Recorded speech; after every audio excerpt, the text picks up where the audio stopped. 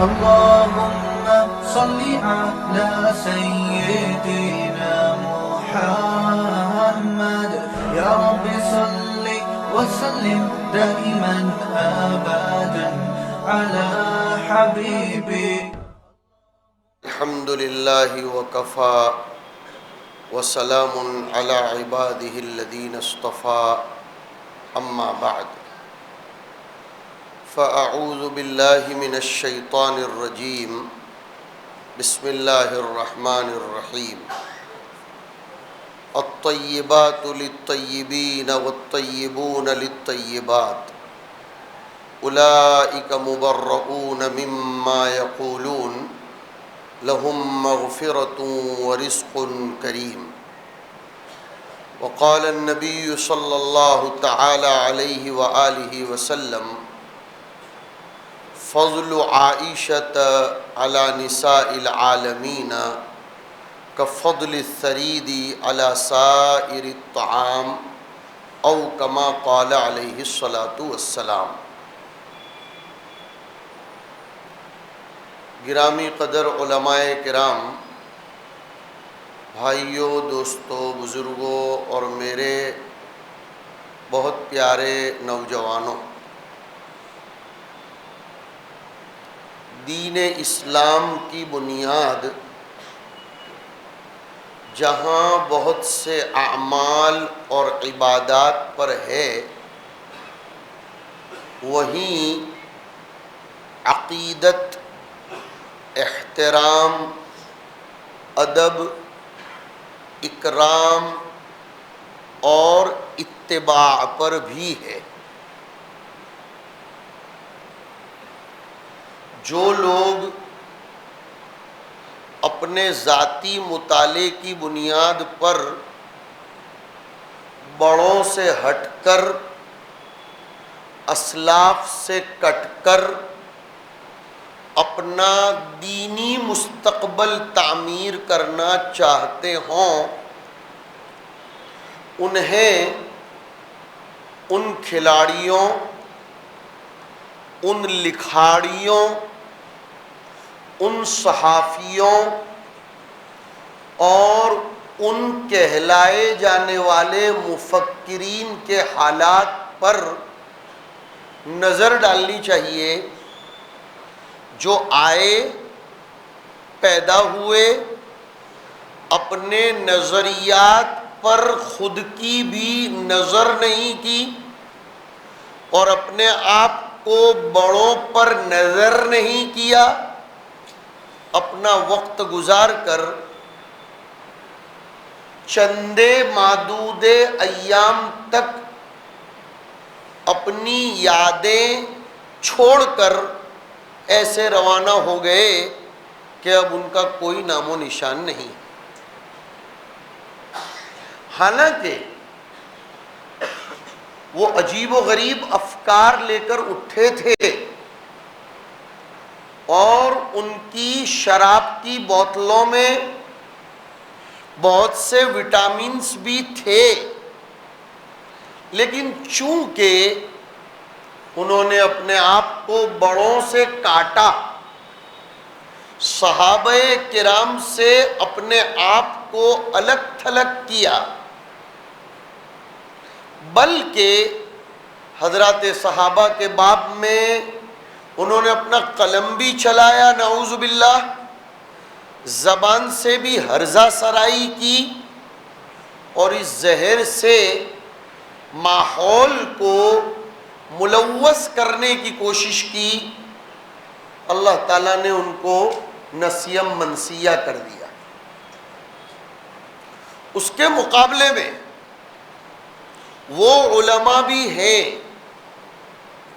وہ اہل بصیرت، ارباب ضمیر، ارباب روشن دماغ، دل و فکر بھی ہیں، جن کی تحریروں میں اور تقریروں میں، ان کی باتوں میں اور ان کے بیانوں میں سادگی تھی، سلاست تھی، لیکن وہ اپنے بڑوں کے تابع رہے.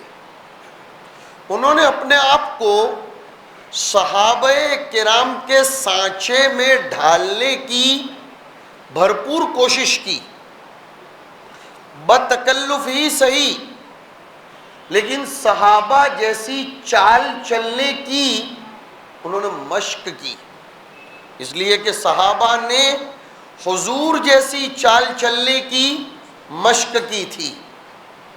تو ایسے بزرگان دین آج تک اپنا نام روشن کیے ہوئے ہیں، اور فارسی کے شاعر نے اس حقیقت کو یوں سمجھایا: ہرگز نہ میرد آنکے دلش زندہ شد بعشق، ثبت است بر جرید اے عالم دوام ماں۔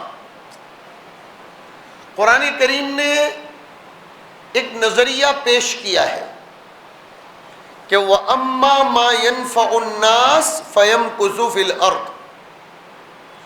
اس کا مفہوم مخالف یہ ہے، گرچہ حنفیہ نصوص کے باب میں مفہوم مخالف کے قائل نہ ہوں، لیکن وہ احکام شریعت کی بحث ہے، یہ حقائق کی بحث ہے، لہذا یہاں مفہوم مخالف نکالا جا سکتا ہے۔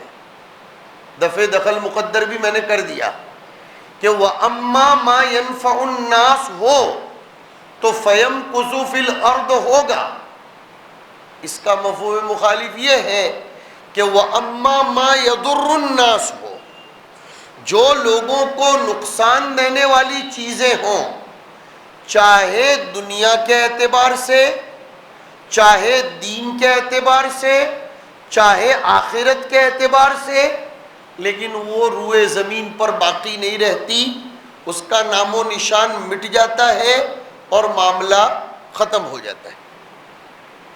یہ میں چھوٹا سا ایک مقدمہ اور تمہید باندھ رہا ہوں۔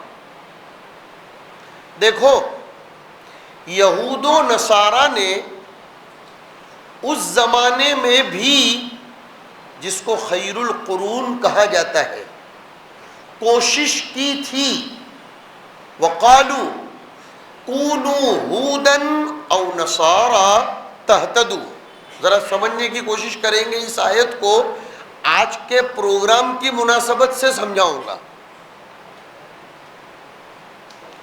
ایک تو یہ ہوتا ہے کسی آدمی کو یہودی بنا دینا، نعوذ باللہ۔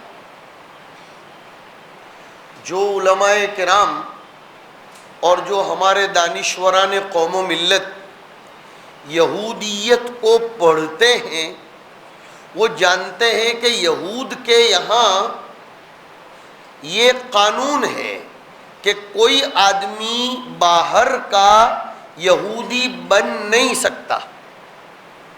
اسی لیے دیکھو، کرسچن مشنریاں تو دنیا میں جگہ جگہ پر کام کرتی ہیں، اور کرسچن مشنریوں نے بہت سے لوگوں کو کنورٹ بھی کیا، اور اپنا دین انہوں نے پھیلایا اور ابھی بھی پھیلا رہے ہیں۔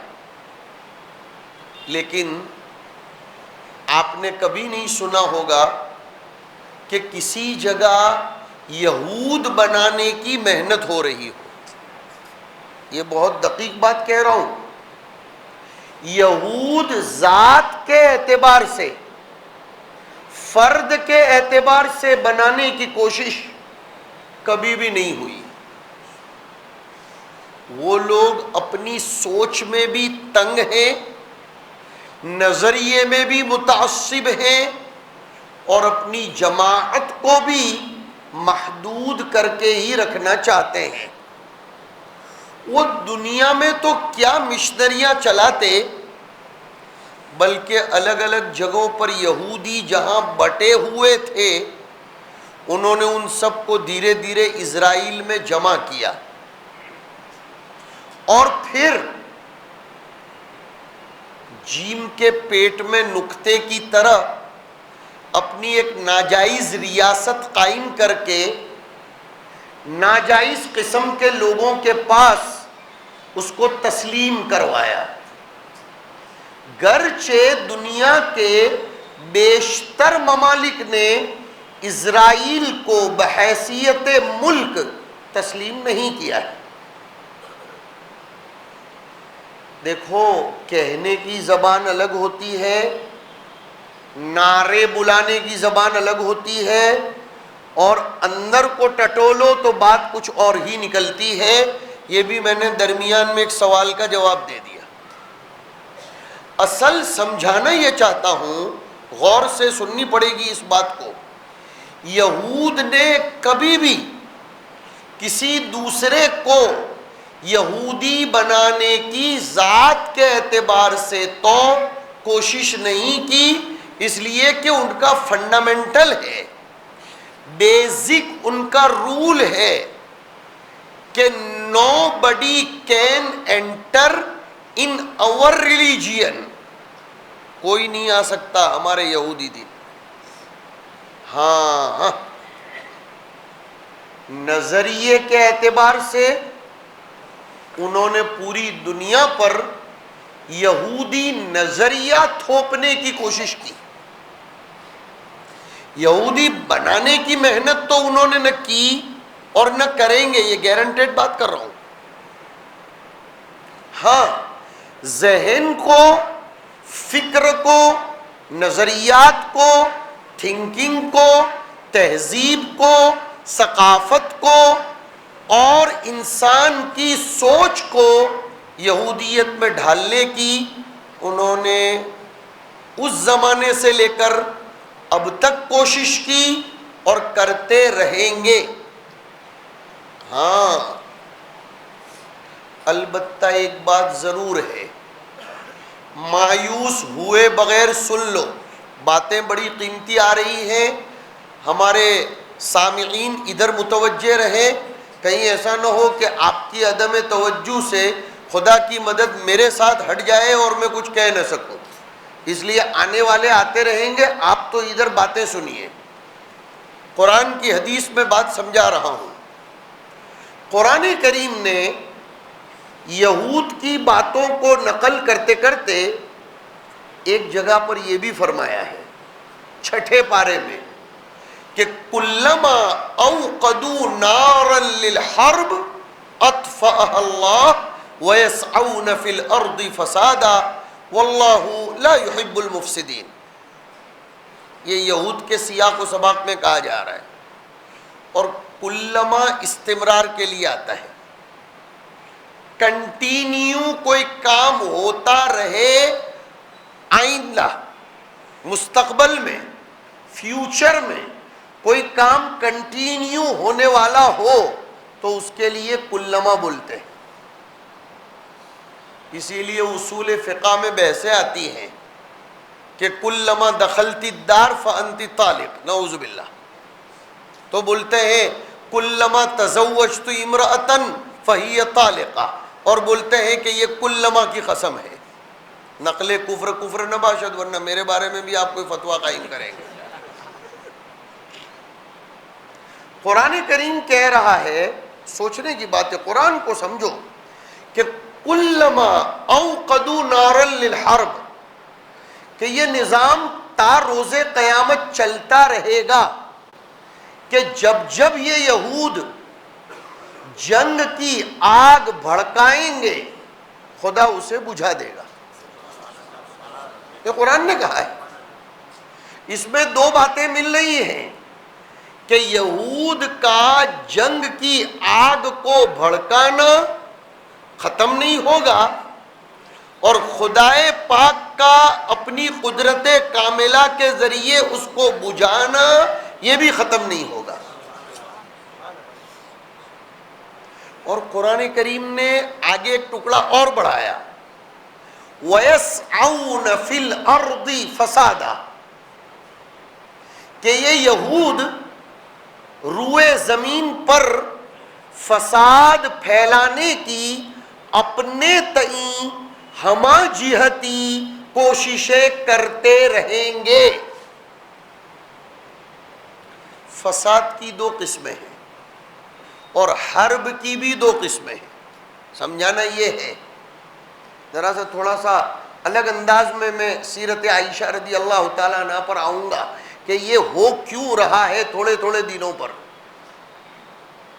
حضرت عائشہ پر آج ہی تہمت لگی ہو یا کسی خبیث ملعون نے اپنی ہی زبان کو گندا کیا ہو، یہ پہلی دفعہ نہیں ہوا ہے۔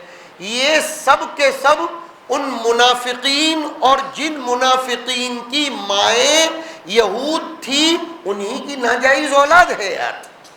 میں وہی لے جا رہا ہوں آپ کو،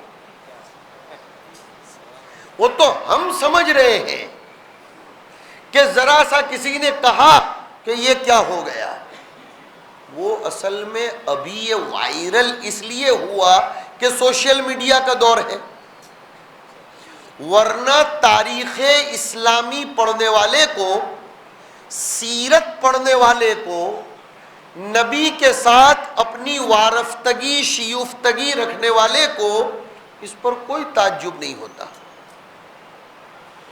حضرت عائشہ پر کلام کیا گیا، یہ اتنی واضح بات ہے کہ اس کلام کے جواب میں جو آیتیں اتری وہ اتنی واضح ہیں کہ انہیں سورہ نور نام کی سورت میں رکھ دیا گیا کہ وہ بالکل واضح ہے۔ تو یہ کوئی نئی بات نہیں ہے۔ جنگ کی کوششیں دو اعتبار سے ہوئیں اور فساد کی کوششیں بھی دو اعتبار سے ہوتی رہیں اور ہوتی رہیں گی، اور بھائی وہ تو ہونا بھی چاہیے۔ ابھی گزشتہ ہفتے میں جب بارش کی کثرت تھی تو ایمانداری سے بولنا، دھوپ تلاش کر رہے تھے کہ نہیں؟ ارے بولو۔ اور مئی جون میں جب سخت دھوپ تھی تو سایہ تلاش کر رہے تھے کہ نہیں؟ یہ ہے خدا کے نظام کی حکمت کہ حالات موافق ہی چلتے رہیں تو نسبتوں کو زندہ کرنے کی اور سیدہ عائشہ کے تذکرے کی، امہات المومنین کے ذکر کی ضرورت ہی کس کو پڑے گی؟ یہ امت تو خوابیدہ رہے گی، سوئی پڑی رہے گی۔ اور قرآن نے تو کہا ہے، کچھ ہمارے ہی کہلائے جانے والے لوگوں کے پیٹ میں درد ہوتا ہے کہ ذکر تو اللہ کا ہونا چاہیے، یہ عائشہ کا تذکرہ کرنے کی کیا ضرورت رضی اللہ تعالی عنہا، امہات المومنین کا تذکرہ کرنے کی کیا ضرورت؟ تو ایسے زوال کے وقت کے زوالی فکروں کے حاملین کو ہم قرآن کریم کے دسترخوان پر جمع کر کر کہیں گے کہ قرآن نے خود کہا ہے وَاذْكُرْ فِي الْكِتَابِ مریم، لو وَاذْكُرْ فِي الْكِتَابِ ابراہیم، وَاذْكُرْ فِي الْكِتَابِ اسماعیل، وَاذْكُرْ فِي الْكِتَابِ ادریس۔ کیا چاہیے آپ کو؟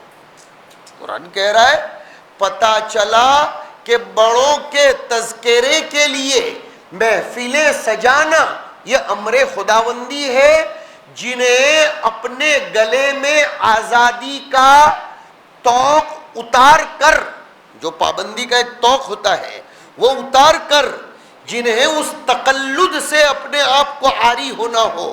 میں بہت واضح نام نہیں بول رہا ہوں لیکن واضح اشارے تو کر رہا ہوں کہ جنہیں تقلد سے اپنے آپ کو ہٹا لینا ہو اور جو اتباع ہوا کرتے ہوں اور نام صرف بخاری اور مسلم کا لیتے ہوں، ان سے ہمیں بحث کرنے کی کوئی ضرورت نہیں۔ جس نے عمر کے دلائل نہ مانے ہوں وہ فاروق مدنی کے دلائل کہاں مانے گا؟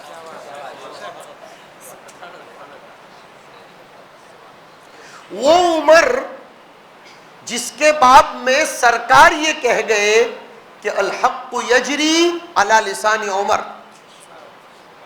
اور ذرا سی جرأت بجا کر کے کہوں گا، بیجا بالکل نہیں، اس لیے کہ دلیل کی بنیاد پر بات کر رہا ہوں تو کائے کو بولوں کہ بیجا جسارت، ورنہ علم کی ناقدری ہوگی۔ کل ہی روایت آئی تھی مناقب عمر میں رضی اللہ تعالیٰ عنہ، بخاری شریف میں، کہ عمر جس گلی سے آپ گزریں گے شیطان کی ہمت نہیں ہے کہ اس گلی سے گزرے۔ سیدھی بات ہے، جس لکیر میں آپ کی روایت ہوگی شیاطین کا اس پر گزر ہی نہیں ہو سکتا۔ جن دلائل سے حضرت عمر استدلال کریں گے، حضرت عمر کا تذکرہ آئے گا، شیاطین کا وہاں تذکرہ ہی نہیں آئے گا، وہ گزر ہی نہیں سکتے۔ ایک مرتبہ کا لطیفہ سناؤں، ہم مدینہ منورہ میں پڑھتے تھے، مسجد نبوی کے دروازوں میں سے ایک دروازے کا نام باب عمر ہے۔ اب میں پیچھے سے، جمعہ کا دن تھا، صبح صبح کا وقت تھا، چھٹی تھی، تو میں آ رہا تھا پیچھے سے، میرے آگے ایران کے شیعہ علیہم اللعنہ من اللہ والملائکۃ والناس اجمعین خالدین فیہا لا یخفف عنکم العذاب ولا هم ینظرون۔ کیسے بلایا؟ میرے بھائیوں، جتنا نقصان شیعوں نے مسلمانوں کو پہنچایا ہے اتنا کسی بھی گروہ نے نہیں پہنچایا ہے۔ میں دلائل اور حقائق کی بنیاد پر بات کر رہا ہوں، اس لیے کہ ان کے یہاں اہل سنت والجماعت کو تکلیف پہنچانا ثواب کی بات ہے، تم لوگ جانتے نہیں اس کو۔ مہمان بنا کر بلا کر مار ڈالنا یہ ان کے یہاں ثواب کی بات ہے، اشارہ سمجھو۔ ان کے یہاں تقیہ بہت بڑے ثواب کی بات ہے۔ جس مسلک کی اور جس نظریے کی، مذہب کیوں بولوں، اس نظریے کی بنیاد ہی تقیہ پر ہو، اس میں تقوی کہاں آ سکتا ہے؟ تقیے پر ان کا تکیہ ہے۔ تو وہ ایرانی شیعہ کمبخت کچھ آگے جا رہے تھے، انہیں مسجد نبوی کے اندر جانا تھا، تو ایسے دور سے وہ دیکھ رہے تھے، وہ جس سمت میں جا رہے تھے نا، اس دروازے پر لکھا تھا باب عمر، تو وہ دیکھ کر بالکل سائیڈ میں ہو گئے، بالکل 2-3 دروازے دور سے۔ میں نے پیچھے سے، مجھے فارسی آتی تھی، مدرسے میں پڑھ کر گئے تھے، تو میں نے فارسی میں ایک جملہ کہا اور فوراً اپنی جان بچا کے وہاں سے بھاگا۔ میں نے کہا عمر تیری شان کے کیا کہنے، تو جب زندہ تھا تب تیری گلی سے شیاطین نہیں گزر رہے تھے، آج تو قبر میں پہنچ گیا، تیرے نام کے دروازے سے شیاطین نہیں گھس سکتے۔ یہ کہہ کر جو دم دبا کر میں وہاں سے گیا، لیکن میں نے جو پیغام دینا تھا وہ تو، یہی عمر ہے جو اتنے باروب باوقار آدمی، دھیرے دھیرے لا رہا ہوں آپ کو، حضرت عائشہ کا اتنا احترام کرتے تھے رضی اللہ تعالی عنہا، اتنا احترام کرتے تھے کہ جب انتقال ہوا، یعنی قریب ہوا، جب انہیں ایسا لگنے لگا کہ اب میں نہیں بچوں گا، تو اپنے لوگوں سے کہا جاؤ ام المومنین کو میرا سلام کہنا اور اجازت طلب کرنا کہ میری تمنا ہے سرکار کے قدموں میں میں آرام کروں۔ تو عمر نے تو عائشہ کو مانا، عائشہ کی اجازت طلب کی، عائشہ کے احترام کا خیال کیا، اور جس گلی سے عمر جائیں ادھر سے شیاطین نہ جائیں، تو جس احترام کے راستے پر عمر چلے شیاطین کہاں چل سکتے ہیں۔ اور آگے سنیے، جس عمر پر خدائے پاک نے کلام خداوندی کو کھولا، جس عمر پر شریعت کے راز کھولے گئے، جس عمر کی فقاہت کا حال یہ تھا کہ آکسفورڈ کی یونیورسٹی میں فقہ عمر بن الخطاب کا ترجمہ انگلش میں کر کے سولیسیٹر لیول کے لوگوں کو پڑھایا جاتا ہے، اس عمر نے عائشہ کو پرکھا یا ان شیاطین نے حضرت عائشہ کو پرکھا؟ لہذا پہلے تو یہ بات سمجھو کہ یہ جراثیم اٹھتے کیوں ہیں۔ میں وہ کہہ رہا تھا، یہود بنانے کی محنت تو کبھی ہو سکتی نہیں، ہاں یہودی نظریات تھوپنے کی کوشش ہوتی رہے گی، حرب پر سے چل رہا تھا۔ ایک حرب ہوتی ہے سلاحی، چھوٹی سین لام الف بڑی ہا اور یا، ہتھیار والی حرب اور جنگ، اور ایک حرب ہوتی ہے فکری. یہود سلاحی جنگ میں تاریخ اسلامی میں کبھی بھی کامیاب نہیں ہوئے ہیں اور نہ ہوں گے انشاءاللہ. ہاں کبھی بھی، ورنہ 1 سال ختم ہونے کے قریب ہے نا. لیکن الحمدللہ نہتے مسلمان جو ڈٹے ہوئے ہیں کہ پوری دنیا انگشت بدندہ ہے، اور انشاءاللہ خدا کا وعدہ ہے کہ ان حزب اللہ هم الغالبون، ان حزب اللہ هم المفلحون. انا لننصر رسولنا والذین آمنوا معه. بہت سے لوگ سمجھتے ہیں اس کا تعلق آخرت سے ہے، اس لیے قرآن کریم نے کہا انا لننصر رسولنا والذین آمنوا معه فی الحیات الدنیا بھی اور ویوم یقوم الاشہاد بھی. دنیا میں بھی یہ وعدہ ہے، دنیا میں وعدہ ہے. تو ابھی یہ جو محنت ہو رہی ہے وقتاً فوقتاً کسی کو کھڑا کر کے کچھ زہر افشانیاں کروانے کی، یہ کروانے میں بھی بہت بڑی حکمت ہے. جو یہ لفظ میں بول رہا ہوں یہ کیا نہیں جا رہا ہے، یہ کروایا جا رہا ہے. سمجھو تو سمجھ میں آئے گا. اس کے پیچھے وہی بات ہے کہ ان کو الجھاؤ، ان کو الجھاؤ اور ان کو حقائق کی طرف آنے مت دو. کبھی حجاب کے نام سے، کبھی وراثت کے نام سے، کبھی سول کوڈ کے نام سے، کبھی فلاں نام سے، کبھی فلاں نام سے، ان کو الجھائے رکھو. سب سے بڑی بات یہ ہے، دل کے پورے اطمینان کے ساتھ کہہ رہا ہوں الحمدللہ، اور اسی پر مرنا چاہتا ہوں، جس عائشہ کی براءت قرآن کریم نے کر دی ہو، اب اس عائشہ کے لیے ہم سب کو اتنا سب ٹینشن لینے کی ضرورت ہی کیا ہے؟ قرآن نے ان کی برات کا اعلان کر دیا، اور ایک آیت میں نہیں کیا. علماء سے پوچھئے جن کے دن بھر کے مشغلے قال اللہ قال رسول کے ہیں، خدا انہیں سلامت با کرامت رکھے.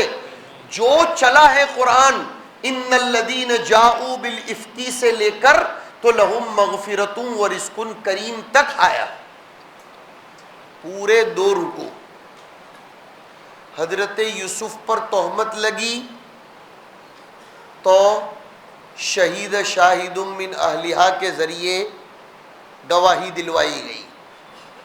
حضرت مریم پر تہمت لگی تو گود میں گہوارے میں لیٹے ہوئے بچے کے ذریعے گواہی دلوائی گئی. لیکن جب حریم خانہ نبی پر تہمت لگی تو قرآن خود اتر آیا. اور سنو میں ایسے ہی نہیں کہہ رہا ہوں، انا نحن نزلنا الذکر وانا لہ لحافظون. اور ذکر سے مراد قرآن کی حفاظت کا ذمہ اللہ نے لیا، اور اسی قرآن میں برات عائشہ، لہذا برات عائشہ کا ذمہ اللہ نے لیا.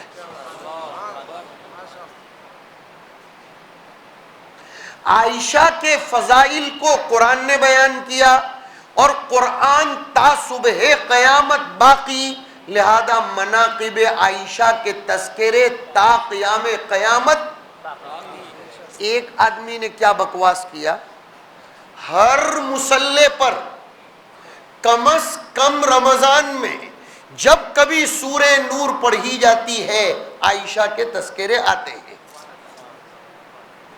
یہ ہے کلما اوقدوا نارا للحرب اطفأها اللہ. اٹھے ضرورت ہے اس بات کی کہ لوگوں کے سامنے سورہ نور کی تفسیر کی جائے. اس سے پہلے حج ہاؤس میں سورہ توبہ کے بارے میں غالباً کہا تھا. خدا کرے یہ اورنگ آباد کے علماء بھی محبت کے ساتھ کچھ بات بھی کم از کم عمل میں لے آئیں تو خوشی ہوگی.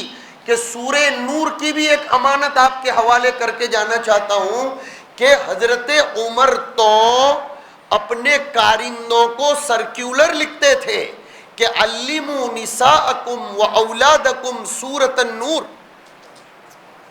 کہ اپنی عورتوں اور اپنے بچوں کو سورہ نور سکھاؤ، اس لیے کہ سورہ نور میں عجیب عجیب حقائق ہیں۔ بات چل رہی تھی حرب سے، میں ہٹا نہیں ہوں، ہتھیار والی جنگ، اس میں یہود کبھی بھی کامیاب نہیں ہو سکتے، لیکن دوسری ایک جنگ ہے فکری جنگ، برین واش کرنے کی جنگ، شکوک و شبہات میں ڈالنے کی جنگ، بڑوں سے منحرف کرنے کی جنگ۔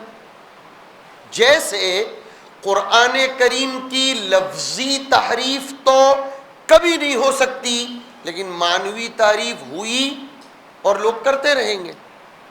بھائی یہ ایسا ہی معاملہ ہے کہ یہود مسلمانوں کے ساتھ اس جنگ میں تو کبھی جیت نہیں سکتے، صہیونی جنگیں ہوئیں اور نہ جانے کیا کیا ہوا، اب انہوں نے فکری جنگ تھوپنے کی کوشش کی۔ ایسے ہی فساد کی بھی دو قسمیں ہیں، آپ متوجہ رہیے، فساد کی بھی دو قسمیں ہیں، ایک فساد ظاہری اور ایک فساد باطنی۔ فساد ظاہری تو کس کو کہتے ہیں؟ لڑنا بھڑنا، مارنا توڑنا ٹوٹنا، کسی پر ظلم کرنا، یہ ہے فساد ظاہری۔ فساد باطنی کسے کہتے ہیں آج اس کو سمجھانا چاہتا ہوں۔ امام رازی رحمۃ اللہ علیہ نے لکھا ہے فساد باطنی کی ڈیفینیشن اور تعریف یہ ہے کہ خدائے پاک نے دنیا کے نظام میں صلح اور شانتی کے ساتھ، امن و سکون کے ساتھ، برکت کے ساتھ اور فراوانی کے ساتھ چلنے چلانے کا جو نظام قائم کیا ہے، انبیاء اور صالحین کے توسط سے اس نظام کے اندر رخنہ اندازی کرنا، یہ فساد باطنی۔ ونس اگین آئی ریپیٹ، حضرات انبیاء اور صلحاء و اتقیاء کے واسطے سے اللہ نے دنیا میں امن و سکون کا جو نظام قائم کیا ہے، اس نظام میں رخنہ اندازی کر کے انتشار و پراگندگی، شکوک و شبہات اور تشکیک و تضعیف کی محنت کرنا، اس کا نام ہے فساد باطنی۔ اور قرآن منع کرتا ہے وَلَا تُفْسِدُوا فِي الْأَرْضِ بَعْدَ إِصْلَاحِهَا وَادْعُوهُ خَوْفًا وَطَمَعًا إِنَّ رَحْمَتَ اللَّهِ قَرِيبٌ مِّنَ الْمُحْسِنِينَ۔ یہ آیت بھی امید افزا ہے، موٹیویٹ کر رہی ہے۔ قرآن جسنا اور قرآن جیسا موٹیویٹ کوئی نہیں کر سکتا۔ قرآن جتنی حوصلہ افزائی کرتا ہے، کیا کہہ رہا ہے قرآن؟ روئے زمین میں فساد مت پھیلاؤ، افساد ضد ہے اصلاح کی، ہم نے زمین میں اصلاحی نظام قائم کیا ہے، تم اس میں فساد مت پھیلاؤ، اور اگر کبھی فساد نظر آئے تو وَدْعُوهُ، اللہ کی طرف متوجہ ہو جاؤ، دعا کرو، خوفاً، ڈرتے ہوئے، وطمعاً، اور اللہ کی رحمت کی امید کرتے ہوئے، ان رحمت اللہ قریب من المحسنین۔ علماء متوجہ ہوں، بڑی زوردار بات کہہ رہا ہوں، رحمت عربی زبان کی تحریر کے اعتبار سے گول تا سے لکھا جاتا ہے، لیکن قرآن کریم کھولو، یہاں ان رحمت میں رحمت لمبی تا سے لکھی گئی ہے۔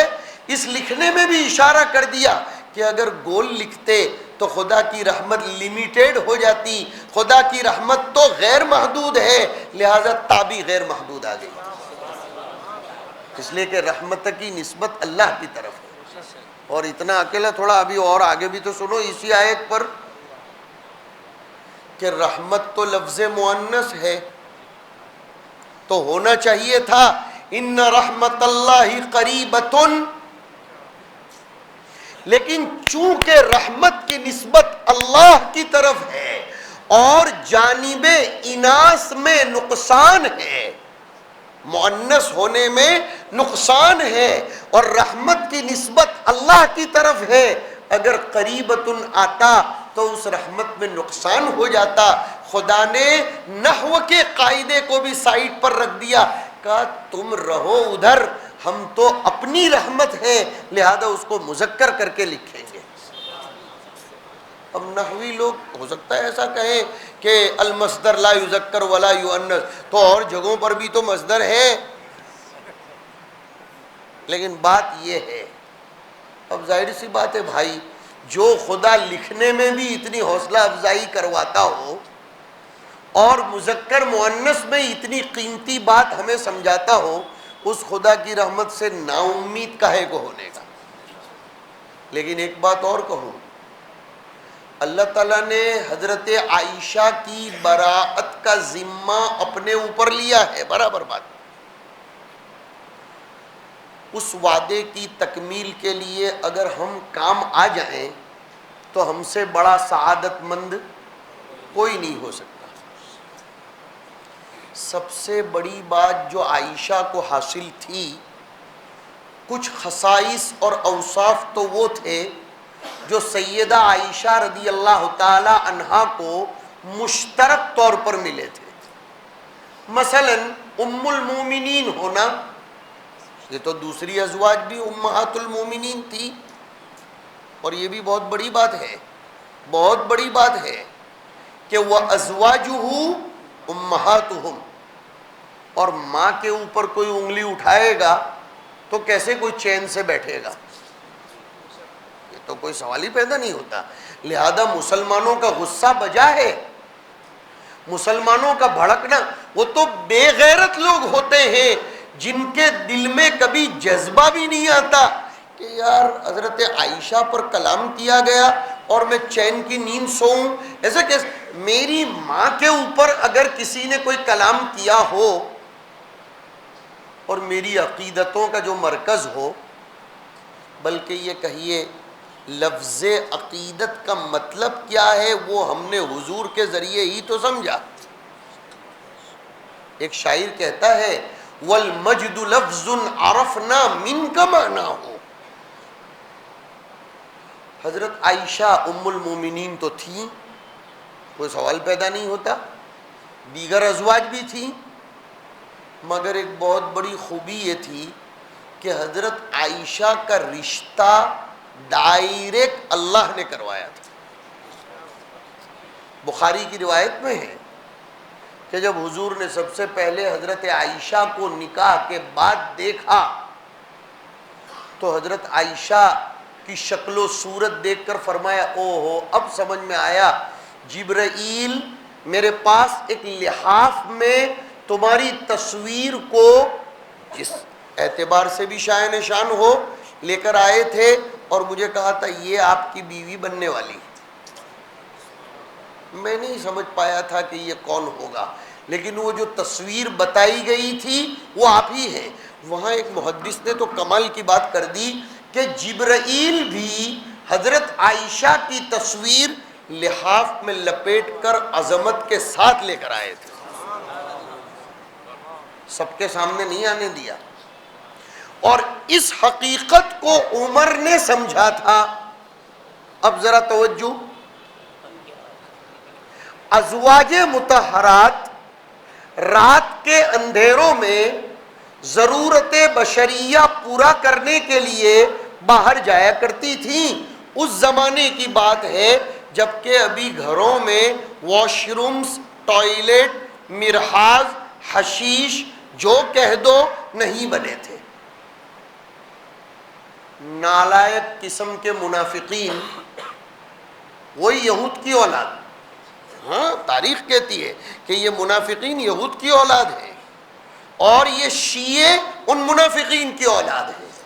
جہاں سے چلا پھر وہاں لوٹ لوٹ کر آ رہا ہوں یہود پر۔ اور علامہ ادریس کاندلوی تو جب کبھی یہود کا لفظ لکھتے ہیں تو کہتے ہیں یہود بے بہبود، نصارہ ارباب خسارہ۔ تو یہ یہودی ذہن کے لوگ کم بخت، بلکہ خود یہود یہ طاق میں لگے رہتے تھے اور نبی کی بیویوں کو دیکھ کر پھر اس کا مذاق اڑاتے تھے، ان کے حلیوں کا تذکرہ کر کر کے، معاذ اللہ۔ حضرت عمر کی غیرت اس کو برداشت نہ کر سکی۔ حضرت عمر نے آ کر بارگاہ رسالت میں کہا، اللہ کے رسول، اس وقت تک ابھی پردہ فرض نہیں ہوا تھا۔ تو حضرت عمر نے عرض کیا، اللہ کے رسول، کتنا اچھا ہو آپ کی بیویاں یہ اتنی بڑی بڑی چادریں لپیٹ کر نکلا کریں کہ پتہ ہی نہ چلے کہ کون جا رہا ہے، تاکہ یہ یہود اپنے ارادوں میں کامیاب نہ ہوں۔ ادھر حضرت عمر یہ کہہ رہے تھے اور ادھر جبرائیل امین یہ آیت لے کر آ رہے تھے۔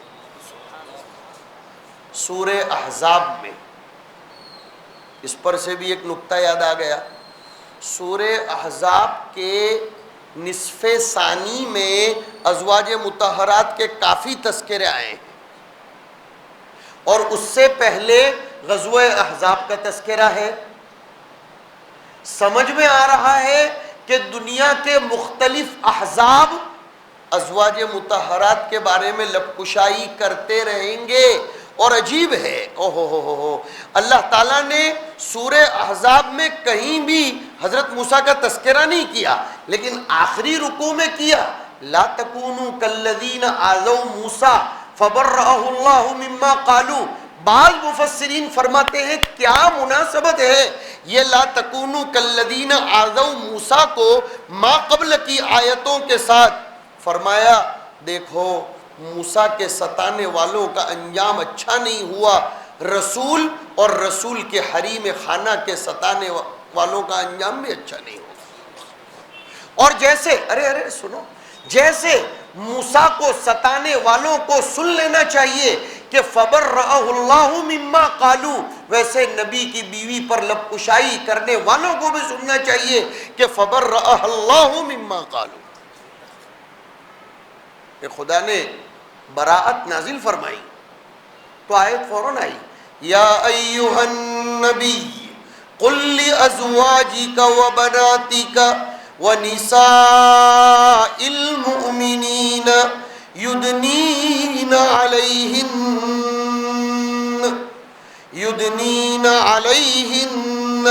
من جلابیبہن ذَلِكَ أَدْنَىٰ أَن يُعْرَفْنَ فَلَا يُؤْذَيْنَ۔ اے نبی اپنی بیویوں سے، اپنی بیٹیوں سے اور مسلمانوں کی عورتوں سے کہہ دو کہ وہ لمبی لمبی چادریں اوڑھ کر پروزون میں جایا کریں، سیٹی چوک میں جایا کریں، بھٹکل گیٹ پر جایا کریں، روشن گیٹ پر جایا کریں، شاہ گنج ایریا میں جایا کریں۔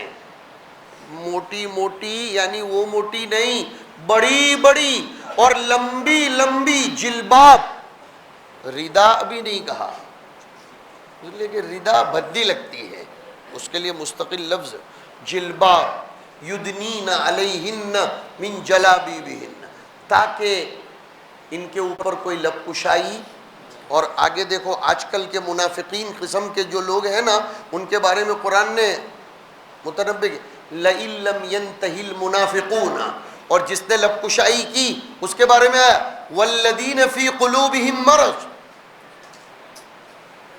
کہ اگر یہ منافقین اور دل کے روگی باز نہیں آئیں گے، وَالْمُرْجِفُونَ فِي الْمَدِينَةِ، تو ہوگا کیا؟ لَنُغْرِيَنَّكَ بِهِمْ، اور پھر ان کا حشر تو بہت خراب ہوگا۔ اور قرآن نے ایک دلیل یاد آ گئی، قرآن سے دلیل دے رہا ہوں، نبی کی بیویوں پر تبصرہ کرنے والوں پر اسی رکوع میں بلا کسی مضمون کے تبدیل کیے ہوئے قرآن کہہ رہا ہے ملعونین۔ یہ ابھی اللہ تعالیٰ میرے بڑوں کی برکت سے ذہن میں یہ بات ڈال رہا ہے کہ نبی کی بیویوں پر لب کشائی کرنے کا بیان چل رہا ہے، اور اس کے فوراً بعد فرمایا گیا ملعونین۔ کہ ایسے لوگوں پر خدا کی لعنت برستی رہے، اینما ثقفوا اخذوا وقتلوا تقتیلا سنت اللہ فی الذین خلو من قبل، اس میں اور زیادہ تاکید آ گئی، سنت اللہ فی الذین خلو من قبل میں پتہ چلا ایسے لوگوں پر آسمان سے لعنت برستی ہے، ہمیں ان کے بارے میں زیادہ ٹینشن لینے کی کیا ضرورت ہے؟ غیرت آنا ایک الگ بات ہے، اس سے کوئی انکار، لیکن ہماری ساری صلاحیتیں انہی چیزوں کے پیچھے لگانا، یہ تو وہی چاہ رہے ہیں کہ ان کو ان مسائل میں الجھا دو، میں نے کہا نا آپ کو، اور ان کے دماغوں میں صحابیات کے باب میں، ازواج مطہرات کے باب میں شکوک پیدا کر دو، تاکہ جہاں سے شروع ہوا تھا عقیدت ختم ہو جائے، احترام باقی نہ رہے، اور جس چیز کی بنیاد ہی بے ادبی پر ہو وہ چیز کبھی پروان نہیں چڑھ سکتی، ادب سے ہی آدمی کام کا بنتا ہے۔ ہاں، حضرت عائشہ کی ایک بہت بڑی خوبی تو یہ تھی کہ ان کا رشتہ آسمان سے ہوا تھا۔ اچھا صاحب، ایک بات اور بھی ذہن میں آ رہی ہے، واللہ تعالی عالم بالصواب، خدا کرے کہ وہ بات اس کے بارگاہ میں قبول ہو جائے، اگر حضور کو حضرت عائشہ کی کم سنی کا فائدہ اٹھا کر بولتے ہوئے بھی شرم آ رہی ہے، سیکسیوالٹی لائف گزارنی ہوتی، بڑی مضبوط دلیل ہے، تو 6 سال میں تو نکاح ہو گیا تھا، رخصتی کے لیے مزید 3 سال انتظار کرنے کی ضرورت ہی کیا تھی؟ خدا کرے یہ دلیل سمجھ میں آ رہی ہو۔ ارے بھائی، تمہارے ملک میں تو 4 سال کی بچی کے ساتھ نہ جانے کیا کیا ہو رہا ہے، تو نبی کا آلریڈی 6 سال کی عمر میں نکاح تو ہو گیا تھا، جب نکاح ہو گیا تھا تو ویزا، پاسپورٹ، ٹکٹ سب کچھ مل گیا تھا، تو 9 سال کی عمر تک انتظار کرنے کی کیا ضرورت تھی؟ پتہ چلا نبی بھی سمجھتے تھے کہ عائشہ مینٹلی، فزیکلی اور اندرونی اعضاء کے اعتبار سے، دماغ کے اعتبار سے، بدن کے اعتبار سے ابھی نکاح کے حقوق ادا کرنے کے قابل بنی نہیں ہے، جب بنے گی تو میں اس کی رخصتی انجام دلوا دوں گا۔ اگر سیکس ہی کرنا ہوتا نعوذ باللہ تو 6 سال کی عمر میں نکاح ہو گیا تھا، معاملہ ختم ہو جاتا، لیکن نہیں۔ جہاں تک یہ بات ہے، سن لو آخری چند باتیں، کہ 9 سال تو بہت چھوٹی عمر ہے، ارے بھائی اس کے جواب دینا بھی میں تو کہتا ہوں سورج کو آئینہ بتانے کے مترادف ہے، یہ جوابات برسوں پہلے سے دیے جا رہے ہیں۔ کیا جواب دیا گیا؟ آج کل کی عمر میں 7-7، 8-8 سال کی عمر میں بچیاں بالغ ہو رہی ہیں آج کے زمانے میں، اور یہ جو آپ کی فارم کی مرغیاں ہیں، بوائلر، مجہول النسب مرغیاں، مولانا مجہول النسب مرغی کہا کرتا ہوں میں اس کو، یہ جو انگریزی انگلش فارم کی مرغی آتی ہے، وہ جو اپنی گورانی مرغی آتی ہے نا، وہ معدوم النسب مرغی ہے، یعنی اس کا نسب ہے نہیں، اس کا نسب مجہول ہے۔ میں ذرا آگے پیچھے کر گیا، گورانی مرغی کا نسب ہے لیکن مجہول ہے، اور انگریزی مرغیاں معدوم النسب ہے، نہ اس کی ماں ہے نہ اس کا، اللہ جانے کیسے آ گئی۔ تو یہ 2 مہینے کا بچہ 2 سال کا بڑا کیا جاتا ہے انجیکشن مار مار کر، مصنوعی انجیکشن مار مار کر۔ اللہ تعالیٰ نے حضرت عائشہ کو خاص طور پر پریپئر کیا تھا ایک خاص مقصد کے لیے، وہ ابھی سمجھاتا ہوں، بڑا مزہ آئے گا سمجھنے کے لیے خدا کا نظام۔ میں زیادہ وقت نہیں لوں گا، انشاءاللہ ختم کر دوں گا۔ دیکھو، مکہ کی 13 سالہ زندگی میں اصول پر محنت ہوئی، اور اصول محدود ہوتے ہیں، فروعات غیر محدود ہوتی ہیں، اصول تو محدود ہوتے ہیں۔ صاحب الاشباح والنظائر نے اصول ہیڈ لائنز میں بیان کیے اور ایک ایک اصل پر کئی مسائل متفرع کیے اور ہوتے ہی چلے جائیں گے. تو 13 سال تک اصول پر محنت ہوئی. مدینہ منورہ آنے کے بعد 7 سال تک اور اصول پر محنت ہوئی. جنگیں لڑی گئیں. سن 7 میں غزوہ خیبر ہوا اور غزوہ خیبر میں کافی پلٹا مارا، اس لیے کہ اس سے پہلے جتنی طاقت لگانی تھی مشرکین نے اور یہود نے لگا دی تھی. مشرکین سے تو حضور تقریباً فارغ ہو گئے تھے سن 5 میں. تاریخ بھی جانو. غزوہ احزاب میں تقریباً بول رہا ہوں، کلیتاً نہیں بول رہا ہوں، لہذا اعتراض کرنے سے پہلے میرے لفظ پر غور کر لینا. تقریباً حضور فارغ ہو گئے تھے سن 5 میں. احزاب چاروں طرف سے جب ٹوٹ پڑے تھے اور اس میں انہیں فتح نہیں ہوئی تو کافی حد تک وہ نا امید ہو گئے تھے. کوئی قبیلہ ایسا نہیں تھا عربوں کا اور مشرکین کا جس نے اپنا سب کچھ نہ لگا دیا ہو. غزوہ احزاب میں یونائٹڈ نیشنز، احزاب کا اس زمانے میں ترجمہ یہ کرو. ہاں، یہود تل ملا رہے تھے، وہ برساتی مینڈک کی طرف کود رہے تھے، ان سے بھی حضور سن 7 میں فارغ ہو گئے غزوہ خیبر میں. اب بچے کچھ مشرکین تھے جو آخری رمق لے رہے تھے، جس کو آج کل کی زبان میں بولیں گے وینٹیلیٹر پر چل رہے تھے. تو حضور نے سن 8 میں فتح مکہ کر کے ان کا بھی کام نپٹا دیا اور معاملہ ختم ہو گیا. گویا سن 7 سے تشریعی نظام چلا، عین کے ساتھ. تشریعی نہیں، تشریعی یعنی کانسٹیٹیوشن بننا شروع ہوا اسلام کا سن 7 سے.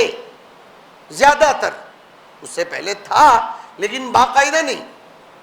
زیادہ تر کانسٹیٹیوشن، سنویدھان سن 7 سے بننا شروع ہوا. اور اس سنویدھان کو یاد کرنے کے لیے اور اس کی دفعات کو سمجھنے کے لیے 2 خاص افراد کی ضرورت تھی. ایک قوت حافظہ کا مالک ہو اور ایک قوت فقاہت کا مالک ہو. قوت حافظہ کے لیے سن 7 میں حضرت ابو ہریرہ کو کھینچ کر لایا گیا، انہوں نے اسلام قبول کر لیا. اب انہوں نے متون یاد کیے، 5000 سے اوپر حدیثیں یاد کر لی. قوت حافظہ سے فائدہ اٹھایا. اسی زمانے میں ان کو کیوں لایا گیا یہ سوچنے کی بات ہے. اور ادھر حضرت عائشہ سے نکاح کروایا گیا تاکہ فقاہت کے ذریعے سمجھ میں آ جائے کہ اسلام کا مزاج کیا ہے اور نبی کی خلوتوں کو امت تک پہنچانے کے فریضے کی انجام دہی کرنی تھی. اس کے لیے سمجھ بوجھ، اس کے لیے یادداشت.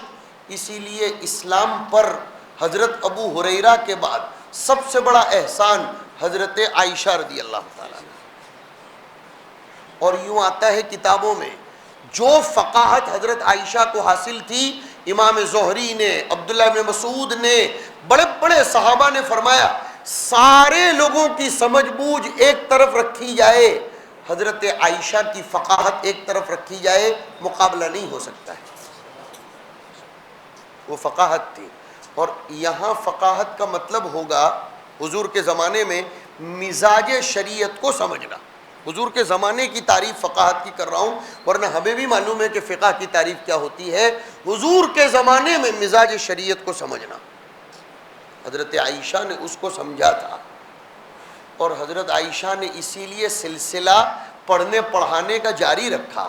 ابو داؤد شریف میں تو ایک روایت عجیب آئی ہے کہ حضرت عائشہ یہ آن لائن تعلیم کے زیادہ فیور میں نہیں تھی. حضرت عائشہ بعض صحابہ کرام کے باب میں یہ سوچ رہی تھی کہ ان کو میرا شاگرد بنایا جائے اور ان میں علم کی نسبتیں منتقل کی جائیں. تو ان کا ایک تفرد تھا حضرت عائشہ کا. انہوں نے اپنی چند بھتیجیوں اور بھانجیوں کو مکلف کیا فلاں فلاں لوگوں کو تم اپنا دودھ پلا دو تاکہ تمہارے واسطے سے میں ان کی خالہ یا پھوپھی بن جاؤں اور میرے لیے پردے کا حکم نہ رہے اور میں ان کو آف لائن میرے سامنے بٹھا کر شریعت سمجھا سکوں. یہ حضرت عائشہ تھی. حضرت عائشہ تھی. عائشہ پر کلام کرنا بالفاظ دیگر نبی پر کلام کرنا، سیدھی سیدھی بات ہے. اور حضرت عائشہ رضی اللہ تعالی عنہا اپنے باب میں فرماتی ہیں کہ اللہ کے رسول کی میرے ساتھ کی محبت عجیب و غریب تھی. ایک مرتبہ کچھ صحابیات نے مل کر، مصلحتاً بہت زیادہ واضح نہیں کر رہا ہوں اس بات کو، لیکن بات جو ہے وہ پہنچا رہا ہوں، کچھ صحابیات نے مل کر حضرت فاطمہ کو حضور کے پاس بھیجا. اصل میں صحابہ بھی بہت ہوشیار تھے. روایت کے الفاظ ہیں کان الناس یتحرون بہدایاہم یوم عائشہ رضی اللہ تعالی عنہ. صحابہ کو جب کوئی چیز بھیجنی ہوتی تھی نا تو حضور کا وہی دن پسند فرماتے تھے جس دن حضور حضرت عائشہ کے پاس ہو. تو دوسری ازواج مطہرات کی غیرت کو تو ٹھیس پہنچتی تھی، سیدھی بات ہے. تو ان ازواج مطہرات نے مل کر کہا کہ اب حضور کے پاس بھیجنا تو کس کو بھیجنا، اپنے تو کچھ کہیں گے تو یہ تو ہمت نہیں ہوگی. تو حضرت فاطمہ کو تیار کیا کہ تم جاؤ. حضرت فاطمہ نے جا کر کہا ان نساءک ینشدنک العدل فی ابنت ابی قحافہ رضی اللہ تعالی عنہ. الفاظ بھی عجیب عجیب ہیں کہ آپ کی بیویاں آپ سے انصاف کا تقاضا کر رہی ہیں کہ عائشہ کے باب میں ذرا سوچو. حضرت فاطمہ پہلی مرتبہ جب گئی نا تو حضور نے کوئی جواب نہیں دیا. یہی سب سے بڑا جواب ہے کہ جواب نہیں دیا، یہ سب سے بڑا جواب. لیکن انہوں نے بس نہیں کیا، پھر بھیجا حضرت عائشہ کو، حضرت فاطمہ کو. حضرت فاطمہ حضور کے پاس جا کر بیٹھ گئی. حضور کے سمجھانے کا انداز واہ ہوا، لاجیکلی سادہ. بٹیا تم میری پیاری ہو نا؟ حضرت فاطمہ تو کہا کیوں نہیں ابا، میں تو آپ کی بہت لاڑکی ہوں. آج کل لاڑکی بہن بہت چل رہا ہے.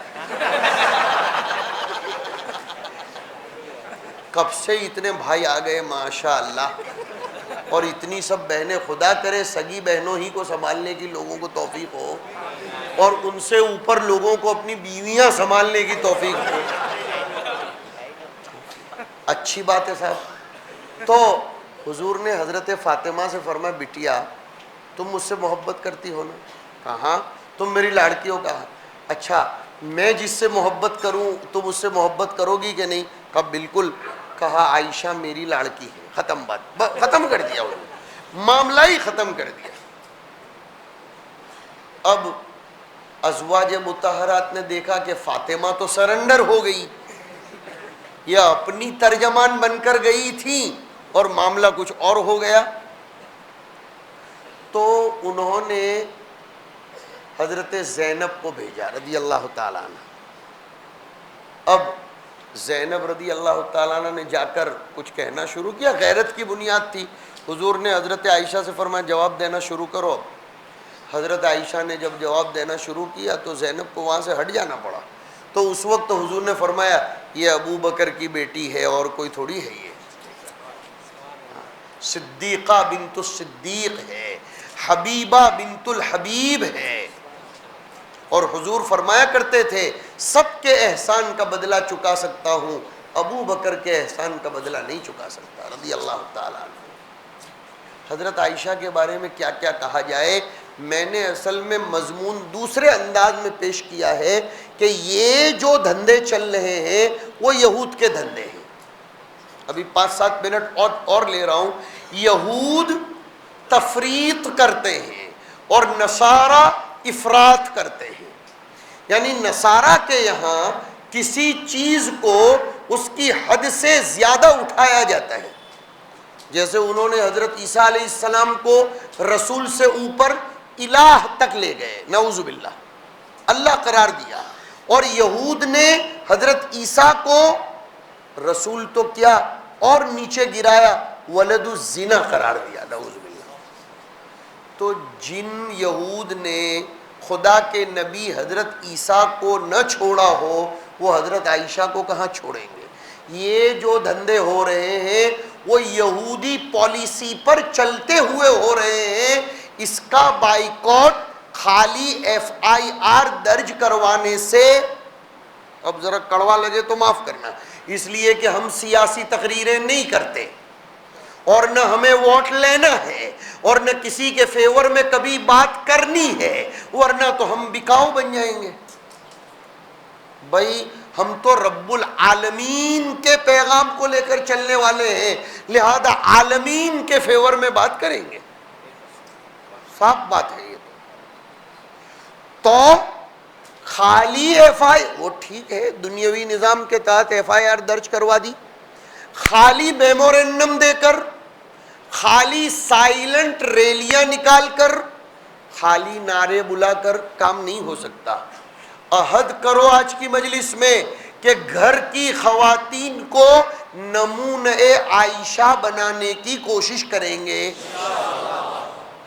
اپنی گود میں پلنے والی بیٹیوں کو عائشہ کا نمونہ بنانے کی کوشش کریں گے، عائشہ کی سیرت سکھائیں گے، عائشہ کی سیرت پڑھائیں گے، عائشہ کے عادات پیدا کروائیں گے۔